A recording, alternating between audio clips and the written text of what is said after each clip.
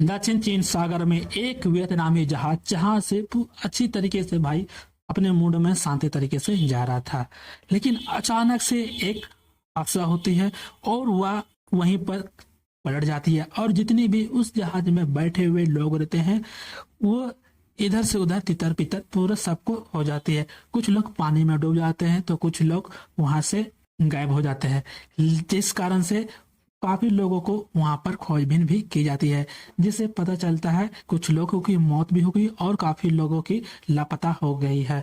आखिर ये अचानक से ऐसा क्या हुआ जो कि वहां पे जहाज पलट गई है, और ये जो एरिया है दक्षिण चीन सागर हमेशा से ये विवादों में क्यों रहती है, ये सारा कुछ चलिए फिर हम लोग अच्छे तरीके से समझते हैं कि आखिर ये पूरा मामला है क्या।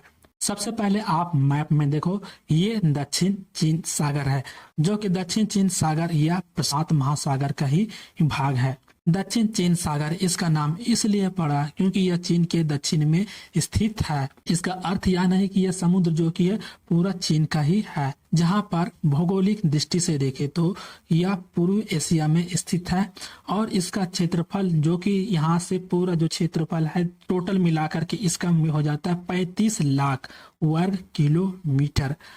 और ये काफी सारे देशों के लिए भी काफी ज्यादा इम्पोर्टेंट भी हो जाती है। सबसे पहला देश तो हो गया China, Taiwan, Philippines, Vietnam, Cambodia, Brunei, Malaysia, ये सारे देशों के लिए काफी ज्यादा इम्पोर्टेंट है।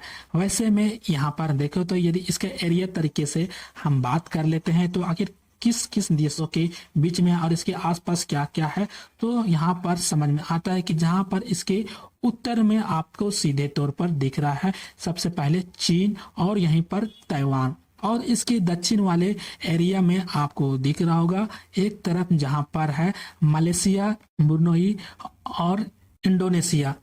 ये सारा यहाँ पर मौजूद है इन्हीं सब देशों से। लेकिन यहीं पर इसके पूर्व वाले क्षेत्र में देखो तो फिलीपींस यहाँ पर मौजूद है, ये इसके पूर्व में। वहीं पर पश्चिम में वियतनाम हो गया, कंबोडिया हो गया, और ये एक थाईलैंड है जो कि इसके आसपास ये इन क्षेत्रों के लिए काफी ज्यादा इम्पोर्टेंट मानी जाती है। आखिर ये विवादों में भी हमेशा रहती है, जितने भी आसपास के देश है ये हमेशा विवादों के लिए भी काफी ज्यादा है। लेकिन ये विवादों में क्यों रहती है ये आगे हम लोग जानेंगे। जो कि इसके आसपास से 4 आइसलैंड, जहां पर एक तरफ से है स्पेटली जो आइसलैंड है, यहीं पर ये मौजूद है स्पेटली आइसलैंड।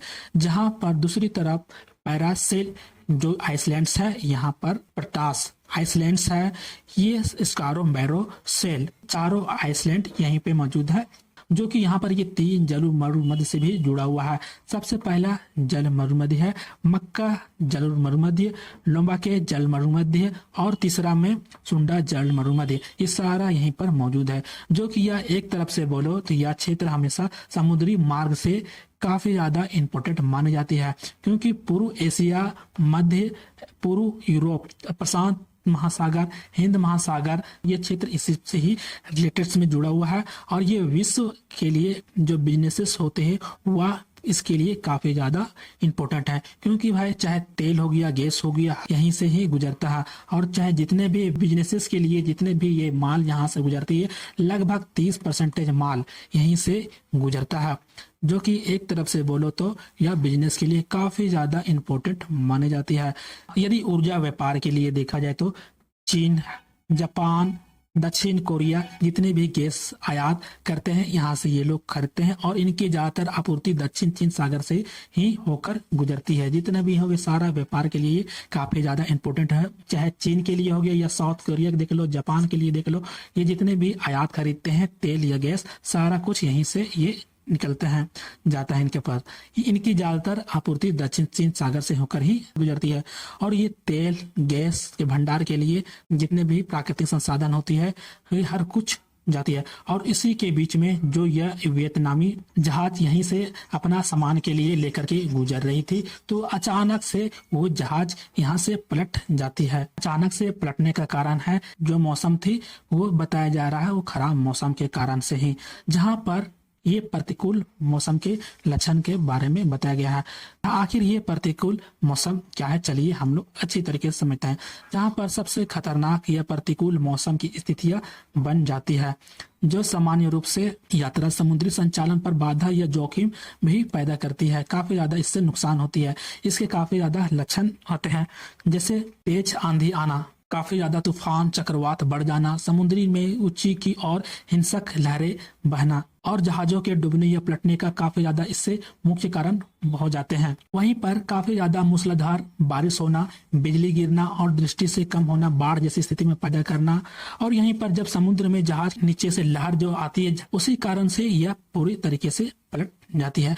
जब ये पलटी तो वहां पर जितने भी बैठे हुए लोग थे, सारे के सारे तितर बितर हो जाते हैं। काफी लोगों की वहां पर मौत हो जाती है, तो काफी लोग वहीं पर बिछड़ जाते हैं, तो काफी सारे लोग वहां पर अभी भी ढूंढा जा रहा है। तो यहाँ पर इस प्रतिकूल मौसम के कारण से ही यह जहाज पलटा है। अब लेकिन यह भारत के लिए भी इम्पोर्टेंट इसलिए है क्योंकि जितने भी भारत और पूर्वी एशिया के बीच में जो समुद्री व्यापार जो चलता है, इसी रास्ते से ही चलता है। भारत भी अपना आयात निर्यात भी करता है और ये क्षेत्र हमेशा विवादों में रहती है, क्योंकि चाहे चाइना हो, ताइवान हो, वियतनाम हो, फिलीपींस हो, ये सभी देश अपने में मिल करके ये अपना हक जताते हैं और इनके बीच में काफी ज्यादा विवादें भी रहती हैं। ये सारे लोग अपना अपना एक तरफ से दावा करता है।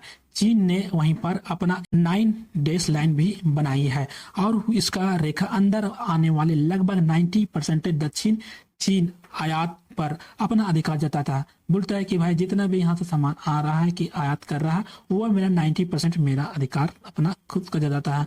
वहीं चीन का कहना है कि भाई यह क्षेत्र जो है यह ऐतिहासिक रूप से उसका ही है। वहीं वियतनाम का भी कहना है, जहां पर पारसेल और स्प्रेटली आइसलैंड पर अपना अधिकार वो जताता है और इनके ऐतिहासिक नियंत्रण का ये भी दावा करता है कि बोलता है कि मेरा भी यहाँ पर ऐतिहासिक रूप से मेरा है, और जो कि इनके सपोर्टेड के समर्थन करता है। UNCLOS ये एक तरह का संगठन है जो कि इनके समर्थन करता है, जो कि इस तरीके का हमेशा ये विवादों में रहता ही है।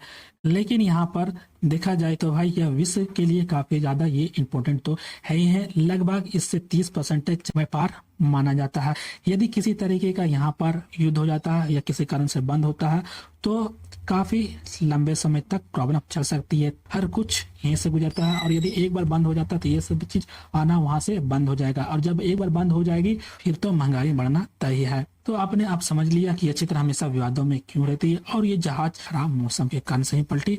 अब यहाँ पर काफी खोजबीन भी चल रही है। यदि इनसे किसी तरीके की कोई भी अपडेट आता है तो मैं आपको जरूर ला करके दूंगा। यदि आप चैनल पर नए हैं तो चैनल को सब्सक्राइब कर बेल आइकन नोटिफिकेशन कॉल पर क्लिक कर लेना। तो फिर मिलते हैं अगले नेक्स्ट वीडियो में।